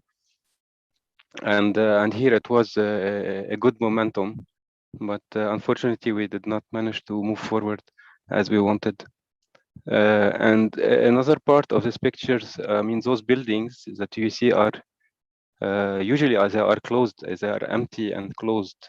I mean, they are for furniture and people that they buy them, but rarely see people living in them. And here you see them filled with life and people and all over Beirut Center, which was really something that I wanted to capture. All the people on those balconies. Usually there are empty, those buildings. Thank you so much, Joe, for sharing. I would like to ask all of you, Omar, Georgie, Carlos, Ivan, Nabil, Hayat, and anyone who would like to answer, like, if you have lived those emotions, what are the most emotional moments you have lived? By the way, this is a beautiful artwork done by pencil by Rula Abdo. She did this. It's really, really amazing. I don't want to die in an explosion. I don't want to die from pain. I don't want to die from hunger. I don't want to die from being humiliated. So it's really wonderful. So to go back to the question, I was asking you, is there any emotional moment that really you cannot forget, that when you were taking the shot or doing the artwork, you almost cried, or you felt that this is really too much? Did you feel this? Or if you'd like to share any of those moments? If you're ready, just unmute yourself and share. I'm gonna share something. Actually, Randa, you mentioned something that if we were about to cry, honestly, the first week of the explosion, every time I was there and I was taking the pictures, I was crying the whole time. Because when we saw it on the TV, I don't know if everyone felt the same, but I didn't expect to see that that huge of a blast or explosion. So I wasn't expecting this. So and seeing the people on the roads and the blood and everything, like we didn't stop crying, honestly. So the whole thing was emotional, not specifically one or two pictures or anything. Great. Anyone else would like to share? Actually, since we're talking about crying, in fact, I could not cry for a while. I was like, the adrenaline was so high, and I was, you know, in the streets trying to help. I felt like I needed to act and to do something that I couldn't even have the time to cry. So I was working during the day, you know, volunteering, and then at night working on the sculpture until after, I think in November, I broke down. When I was finishing the sculpture, I broke down. But at the beginning, I couldn't cry. The emotion, I felt like I didn't have any emotion, you know? It was all building up. What about Omar, Carlos, Nabil, Ivan? Yes, what happened exactly? It's very emotional. It was very emotionally driven, since what happened to Beirut is huge. It's something that we cannot, at least me, I cannot still realize what happened exactly, knowing that I was in Ashrafiyeh at the minute of the blast, but without my camera, I had my iPhone. But yes, it is very emotional, very sad. It's huge. And I think it's very obvious in my photos, at least the one we had here in those rooms. Everything changed in a couple of seconds. This is not the city that we lived in. This is totally different. Everything was on the floor. Yeah, from people to furniture to trees to buildings to walls. Everything was on the floor. So it's very emotional, very difficult, and very. I think it's very very expressive in my photo. Thanks for sharing. Elias, if we click on this artwork next to the door, after the door, actually, the one of Nada Rafael. Nada, are you with us? Taba Jemaize, there's a collage of Jemaize like on the wall. Yes, this one, the black and white. Nada Rafael, are you here? Are you ready to share? Hi, Nada. So Nada, you took amazing pictures of different moments, and this is a very emotional moment, seeing all those cars destroyed. So can you tell us a bit about that? Well, it's a bit hard. It's a bit hard for me to talk about that, especially that we are coming to very quickly to the 1 year of this explosion. And I was there like for actually 2 months on the streets, listening to people, hearing the stories of everyone. And actually, these two pictures were taken the next day in the morning, really early in the morning. And everything I could just hear was only the glass, like the sound of the glass.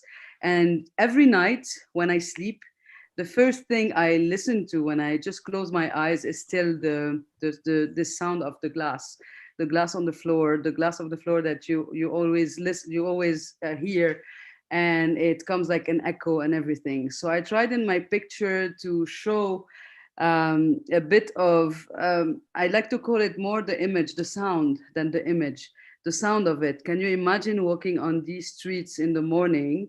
There's just nothing, and there's the echo of the glass, and there's no one on those two pictures. There's only like nothing. It's like as if it's a ghost. It's a city. It's a ghost only. And I wanted to share them in black and white because this is how I felt. I was just black and white. There was nothing. There was no colors, no energy, nothing. So yeah, this is for those two pictures. So if we go to the lobby, we have another picture of you with the statue of the Martyr Square.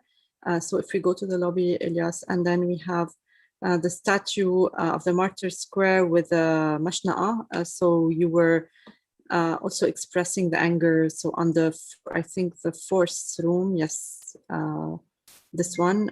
Can you also tell us about that one?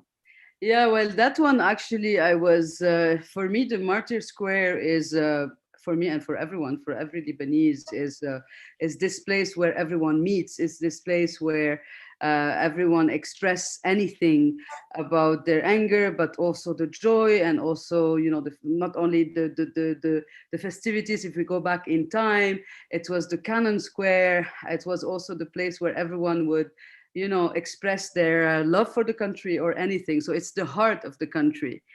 And for me, standing there and seeing this Mashna'a was that, you know, all the martyrs and everything, as if we were just, you know, killing everyone because we had no answer on anything. And for me, just standing there and looking through the Mashna'a and seeing the martyrs and all the people that died for the love of the country, and we have no explanation, nothing. It's just left me without any words. Wow, thank you. Thank you so much, Nada, for sharing. So I invite you, when you visit the exhibition on artsandpolitics.me, to click on, you know, each picture, read the story behind it, visit the artist page. You can get in touch with them. It's super interesting to discover also the other work that they have. To go back to the rooms, I would like to ask Hayat. Hayat, you are also an activist. You're not only an artist. So yes. Concerning, like, did you ever, as an activist, is there any message that you want to get across through your art? Well, it's been really, okay, one second. It's been really tough what we've been through. And as an activist right now, I feel like I need a break. So I really don't know what to tell the people. I've always been, you know, trying to motivate people to go down to the streets, to do something. But right now, I don't want to say something that I don't 100% feel at the moment. Right now, I don't feel I'm able to do anything. That's the truth. Right now, I feel so broken, and I need some time to get back on my feet. And I feel that this is how we are all, most of the people are feeling, especially the protesters that really tried so hard in Lebanon to make a change. And yeah, that's how I feel right now, unfortunately. But I feel drained as an activist. Let's hope you get your energy again, because we need people like you to just continue. Oh, you know, Eddie, your hand. I'm trying, and sometimes we need a break. And right now, that's what I feel. I feel like I need a break to breathe, to change scenery a little bit. But because it's so depressing, everything that's going on around us, like, it's really, really too much. And I haven't been able to do art for 8 months. I'm not able to paint anything or do anything because that's how I'm feeling. But I will get back. We will rise again. That's for sure. But we all need a break sometime. We need to be easy on ourselves. That's what I learned. Of course. Thank you for sharing, Hayat. Eddie, you raised your hand. Would you like to say something? Yes, thank you. So if you can just show the photo about the silos. So in room 4, Elias, the third picture, the black and white. That's the third one. This is by Eddie Shwairi, the third one, black and white. Yes. In fact, just if you ask me one of your favorite photos, it should be this one. I still remember exactly the day I was with Nadine Labaki, and after we spent the whole day shooting, filming, And at the end, during the sunset, and suddenly we were standing on a hill full of rubble. Unfortunately, the photo can show you the smell of the harbor at this time. And suddenly we saw all these birds. They are going round and round and round the silos. So we looked to each other, and I told her, "Do you think what I'm thinking?" and just we smiled, just like exactly they are the souls of the 300 or 200 victims and martyrs, of course. They are still there waiting for justice. And yes, I believe if you ask me, just like you ask everyone, one of the biggest emotions that you got, I believe, during this time. And I realized something while everybody was talking, that each one of us is a survivor. We survived this big trauma, this catastrophe. We should be one of these martyrs or victims. So I don't know if it's luck. It's I don't know, but we are, all of us. We are survivors. I hope that everyone will still be a survivor as long as we are still in Lebanon. And thank you very much, Shiranda. It's very exciting. Thank you. Thank you, Eddie, for sharing. Like, I had the goosebumps listening to this story.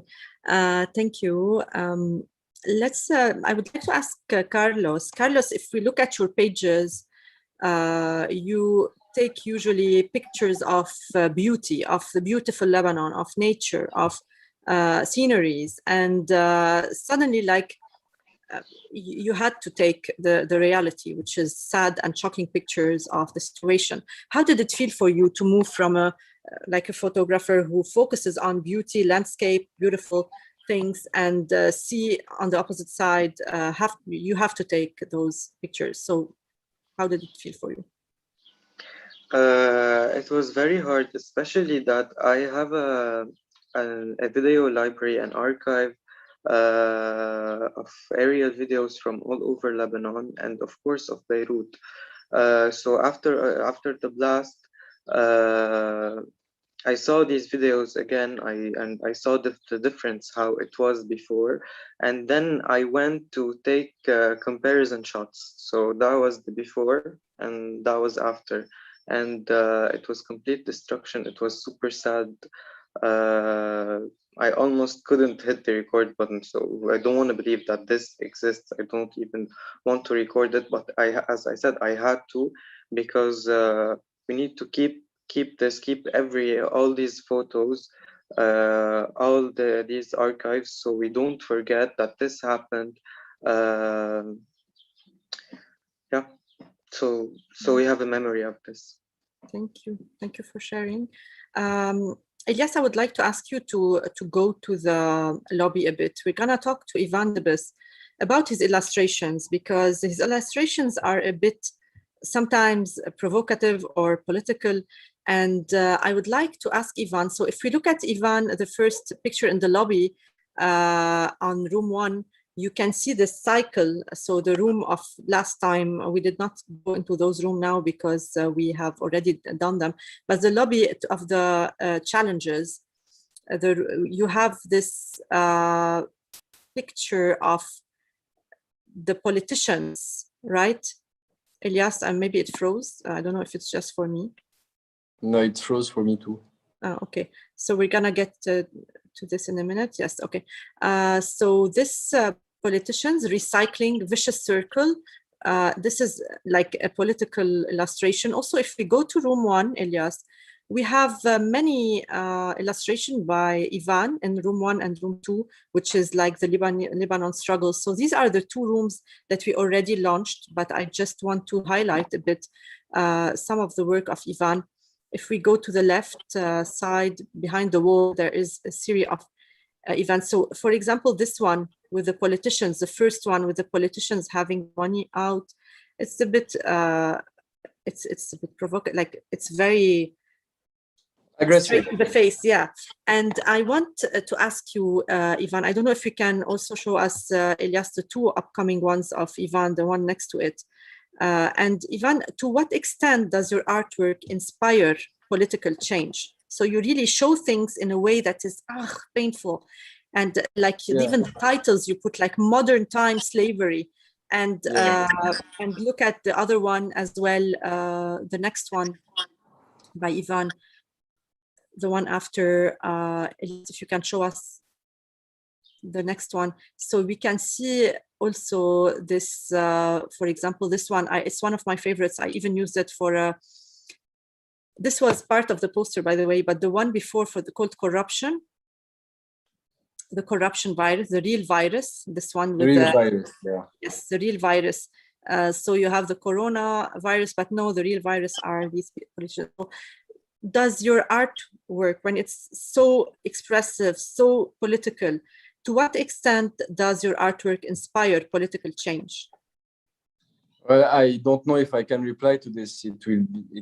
People will have to reply to this if it does affect or make any change. What I know is that I'm just doing my duty as a citizen to express, sometimes violently and aggressively, the harsh situation and the truth. So I just can tell you what my goal is. My goal is that some children might see them and get influenced by them and think twice when they grow up.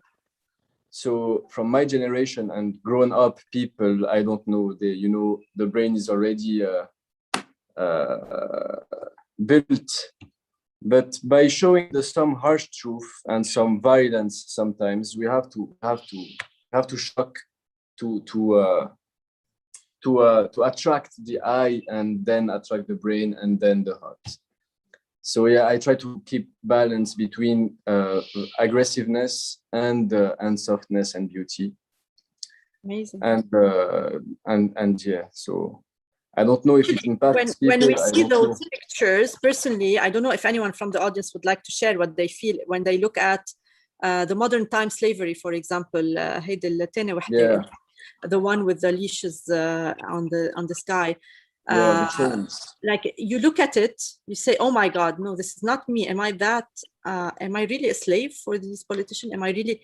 So you look at it and you feel something. Like I personally, it's like a slap in the face, like, oh. And the first one as well, the collage. I don't know if anyone else in the audience feel this, like they feel that, yeah, this is actually.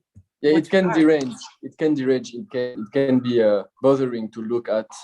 But yeah, I don't like this thing of escaping reality and denying. I don't like denying. If I was a slave and I saw that, and it can make me think and try to break those chains step by step.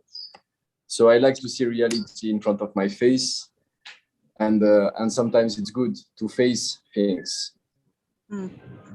Great. Thank God we have we have people who express that, because it's really necessary, especially at this time, to show, to remind the people of the situation we are in. I mean, when Picasso painted the Demoiselle d'Avignon in the 1900, early 1900, it was really his reaction to the colonization and the attitude of the colonizers in Africa.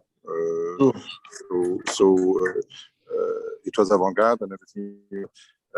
I think here we in front of a fact that is so obvious and so disturbing, and I really go against saying, oh yes, everything is fine, we Lebanese, we adapt and we adapt to the situation. Why should we adapt? I mean, this is incredible. I mean, having the Mashna'a in Sihat of the Martyr is obviously the wrong thing, because those guys, the Mashna'a, I thought was kind of more for the politicians, but that's not why they should be hung. They should be hung in Karantina, on the port, on the silos, not in the place where people died for Lebanon. And also, I mean, we have to remind ourselves that we almost, I mean, it's right, we are survivors, as Eddie was saying, we're all survivors, but we're survivors of an act of attempt on our lives, and whether it's on purpose or whether it's just by negligence, but cares. You know, we still didn't have even a day of mourning. We didn't have one flag that went down. We didn't have any visit by those assholes. It's infuriating. So I think Ivan is very mild in his drawings. I think we need really the artist to express that anger. Mm-hmm. I mean, I'm sorry. I'm not against. Of course, we need to show that we've been attacked and harmed, and we are wounded, and we're licking our wounds. But actually, we should be sanguinaire, as you say in French. You know, we should be. We want blood. We want to get out of the situation, and it seems that nothing is happening. So. And if nothing is gonna happen, I hope this kind of work will just teach again the younger children to not repeat our mistakes and to not adapt to everything they can make us live and go through, you know. Yeah. True. So this is the room of the challenges. When you go and scroll in it, I really invite you to click on the artworks to discover the video. This is a video done by two people who cannot hear or talk, but they express their anger through a song, and this is really beautiful. If we go back to the room of the revolution, let's see also quickly the room of the revolution while we're talking. And I would like to ask Georgie about being a photographer on the streets, like as you said, do you consider yourself an observer when you take pictures? So you observe something, you take pic of it, you just take a moment, or you translate them into art and you are a creator of change through your art. So what is for you photography? Actually, photography is like you say, like everyone says that an image is worth 1,000 words. So like I said before, that during the revolution and after the blast, my pictures are starting to convey a message. Also Carlos said, on the first 2 days of the blast, we didn't want to take any picture because we didn't want to show this ugliness of what happened, but we needed to convey this message in order for us to have change and hope after the revolution and after the blast. So this is it. Thank you, Georgie. We have Rami Kanso, who just joined. Elias, if you can go to the first painting of first artwork in the Saura room, the woman who kicked the guy. So this was the start of the revolution. عليهم. This is Rami Kanso. Rami, you have a special way of expressing. So we all saw this woman who kicked this man, and this is how actually the revolution started. And you have another artwork in the explosion room about the silos. So can you just tell us a word about your artwork and the type of art you use? What is it exactly? Digital illustration?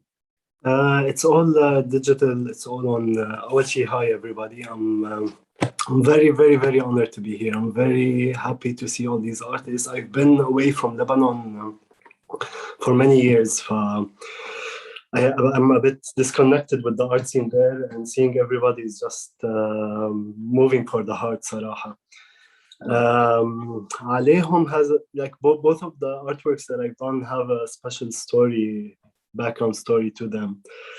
عليهم, I work in London and I work in an Arabic TV station, and we were covering the very, very beginning of the first day of the revolution. Yeah. And I went back home, and honestly, I didn't give and take when I heard that they are imposing $6 on the WhatsApp. My only idea was, I'm gonna send $12 more to Lebanon. $6 for my mom, $6 for my dad. I believed, but in Hizemi, I believe in okay, خلاص, like this is how it's gonna go. I just need to send $12 more to my parents. But and I went to sleep at 11. Then at 1 I woke up and I was looking at my phone, and everybody was still in the streets. So in my head, oh my God, it's 3 o'clock in the morning. and everybody is still on the road. So I felt I needed to do something, and it was like the very first political uprising in Lebanon that happens, and I'm not participating with the people. So I cannot participate with the young men and women in the streets, because I was there like since 2005 and 9 and 11, and طلعت ريحتكم 2015, and that's when I left. So I felt the only way I can participate is through something that I love and something that I know how to do, which is art and design. And the image, the video of Malak moved me a lot, and I felt like I needed to represent her. In the video, if you guys see, in the same moment when she kicks the guy, actually her half is cut off by somebody in front of the camera. So her hand in this artwork isn't actually her hand. There's some spaces that I needed to fill because she was cropped. And I posted this before, like at 5, and then I went to sleep. And then the next day, I felt like this design just went out of my hand. It became for everyone. Wow. And I know some friends joke about it, saying that I'm feed aktar, like I'm feed aktar while I'm in London, like doing the art more than being down on the street. And I managed to move people. I managed to participate while not being there. At least this is what I felt. Duet one, the other design that I did for the yes, we're gonna talk about this, but let's just show in the same room the artwork of Reem Al Asal. Reem, you had, would you like to say a word about your artwork? It's on the opposite wall, facing this one. You had one with, I think,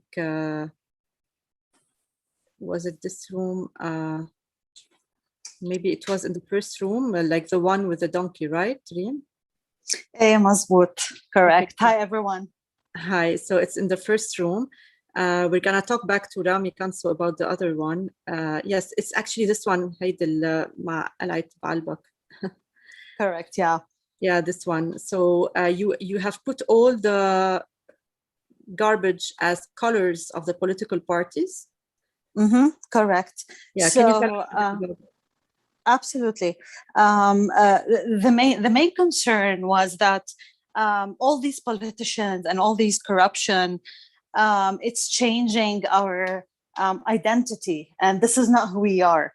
So I try to convey this message and see that through the line, مش كاين هيك تكون. This is not who we are. This is not our identity. So وكله هيدا because of the political parties, the followers, the blind followers actually. وall السرقات يلي كانت عم بتصير throughout the time. فيعني هون you can see في إذا بدك the two parts in one photo or in one artwork, which is the flowers, our dreams, our ambition. And then بالمطرح الثاني في كل الcorruption وبتجمعهم. يعني السيمبل تبع لبنان أنا حطيته القلعة، مش القلعة سوري، العواميد تبع بعلبك. So like a representation of Lebanon, you know, it's the common thing between the two. بس كل وحدة رايحة على محل. It really breaks my heart to see إنه نحن كلبنانية لو إنه وصلنا من وراء هيدا الكوربشن كلها، إنه تغيرنا نحن شو this is not us. نحن الارتست، نحن اللي يعني اللي عملنا كثير قصص. إذا بدنا نحكي عن لبنان you cannot describe it in حتى ب20 صفحة. this was really describing what I was feeling. ما بعرف إذا شرحت enough, but I think it's very clear and beautiful. Thank you so much. Thank you. For Elias, can we go back to the room of the explosion? And there's next to the window the artwork of Rami Anso as well, the silos. So let's talk about this. And then we will have a final word by our panelists today, because we are running out of time. They really, time ran really quickly, but it is so beautiful to check all your artworks. And I would like to thank all the artists who participated in this exhibition. If you click on About Us down there, you will see the list of all the artists who participated. There's a huge list of artists, 75, and we really want you to check all their pages and to contact your favorite artists. Let's go to the one before the next to the window, Rami Ansel, the silos. Would you want to say a word about this one? Yeah, I can give command. There's a little backstory to this one. It's on the same day of the explosions, just a few hours before. Now I work in TV, and I was working on a video wall, on a big reportage, like a big, heavy in graphics on the assassinations in Lebanon, the history of assassinations. For 2 weeks prior to that moment, I was just researching the images of the martyrs, ماتوا بالاغتيالات, in Lebanon.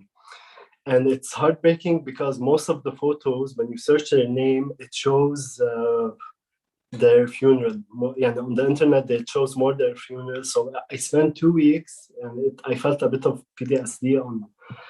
And for 2 weeks, I was looking at the widows and orphans of these politicians, whether I am with them or against them politically.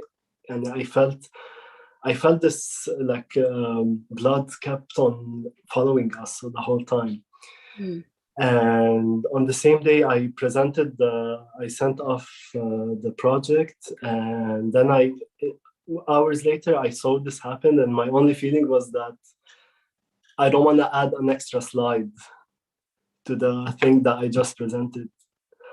I felt like before I knew what was the explosion, I thought it was an assassination. My first feeling is like, I don't want to go back to the project because I've seen too much.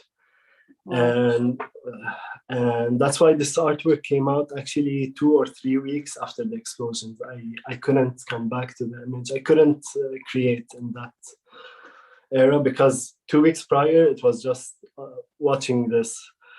And for me, when I wanted to approach the topic, I wanted to emphasize kind of on the silos, because the silos, they worked, this wall, it worked as a shield where it absorbed most of the explosion. That's why like most of West Beirut was kind of more protected than the East, because these walls, they absorbed the explosion. So it was kind of a contribution to what played the role of an angel that tried to save the other half of the city. Yeah. And additionally, I felt like I read that Kaman, like in the same period, I read that how much Lebanon and Syria and Iraq, they're facing a shortage in qamah, even though we're probably the first agricultural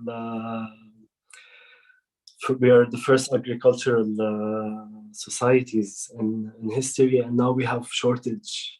Like 4,000 years later, we're suffering from shortage. So qamah has a big national importance. So and it's a song for Ziad and Fairuz as well. This is one point. Ziad Rahbani has a musical where Fairuz just hums behind it, and it's called Qamah. Amazing. Thank you so much for sharing. It's really beautiful to hear that. So now we're going to take the final word from each one of our panelists. So I will ask you the same question, which is, what is the echo of your artworks? For Nabil, the artwork of the artist you have seen or the artwork you select for your exhibitions, and your wish for a better Lebanon. So what is the echo of your artworks and your wish for a better Lebanon? I will start with Nabil, then Ivan, and then we move on. Actually, Ivan, because he has something urgent. So I'll start with Ivan and then we move on. So Ivan, what is the echo of your artwork and your wish for a better Lebanon? Thank you, Randa. Thank you. Thank you all for this beautiful meeting. As I said, it was an honor and a pleasure. to be connected to you all. I think I would say that in the end, my conclusion would be to face the hard reality of things. My art is meant to face the hard reality of things, then out of the darkness to find some light and work on it, and step by step spread consciousness through our generation and the younger generations. So step by step we can find a real change. That's all I could say. Thank you. Thank you so much, Ivan, for being here. Thank you all, really. Nabil, what is the echo of artworks you see around you and your wish for a better Lebanon? You're still on mute. You can just unmute yourself. Okay. My wish is that I think we have, okay, I'm going to talk about the art. I'm going to talk about... Nabil, can you just fix the camera on your face because we can see your ear on? Is that better? Yes. Okay. My wish is that with all the trauma and all what we lived, and that is will be ammunition for our artists. We have extraordinary artists, and I hope that they will be able to use that emotional luggage that we all have to create some amazing works. Now, I think after a year of digestion, hopefully we will be able to create some amazing works. And because always with stress comes creativity. And what I hope also is that our artists manage to get out of the pigeonhole in which we are constantly put in, which is being Arab, being Lebanese, being this, being that, and that we... I don't know what happened, Nabil. I think Nabil got disconnected. Okay, so I will proceed with the same question with Georgie. Georgie, what is the echo of your artwork and your wish for a better Lebanon? The echo of our artwork is correlated with our wish for a better Lebanon because it conveyed the real message, and maybe like it pushes people like to work for a better Lebanon, like after the revolution and after the explosion. Amazing, thank you. Omar Frangieh, what is the same question? What is the echo of your artwork and your wish for a better Lebanon? I believe by capturing those moments, capturing those sad moments of we're in Lebanon, I ran out of electricity. By capturing those moments, I believe that we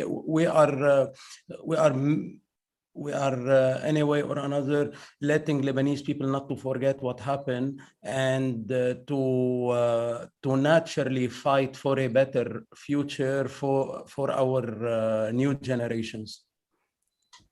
Thank you. Knowing that our country is very beautiful and it deserves much more than what we had. Exactly, and we still love Lebanon despite now you are talking بالعتمة. We still want to fight and to believe. Carlos, so we still have Carlos and Hayat. I'll start with Carlos. Carlos, what is the echo of your artwork and your wish for a better Lebanon? Through my artworks and my photographs and the videos that I create, I want to keep showing the beautiful side of Lebanon, despite the fact that it's a very hard situation here. And I wish that we will have justice for what happened on the 4th of August, and that all of us, all the artists, we use our photos and artworks to keep reminding everyone that this happened on the 4th of August, the whole world, that this happened. So one day we'll have justice. Thank you. Thank you. Before we ask Hayat, I want to click on, if you can click on this one by Omar Sphere with the multiple faces. This is a virtual this is also an artistic photography collage that Omar Sfer has done, taking a different situation, like how the politicians were during the explosion versus everyone else, the pain of different people. So he illustrated the bride and the various people. So Omar Sfer was supposed to be with us today, but he had an emergency at work. So it's also a beautiful one I wanted to highlight. Thank you. Hayat Nazir. Actually, I just shared a video that we, like earlier today, I shared a video that Carlos and he helped me create a video of the making of the Phoenix. And that's what I wanted I want to wish for Lebanon and for my art. If only we can see how when we unite, when we believe in creating something together, how we can turn pain and violence and destruction into amazing things and beauty and power and love. I wish that we unite and we believe in our power. And that's the only way, I think, for Lebanon to rise up again. So please, if you can see the video, I think you'll enjoy it and you'll understand how we made it and how much power we have, the people, and how much we can do a change.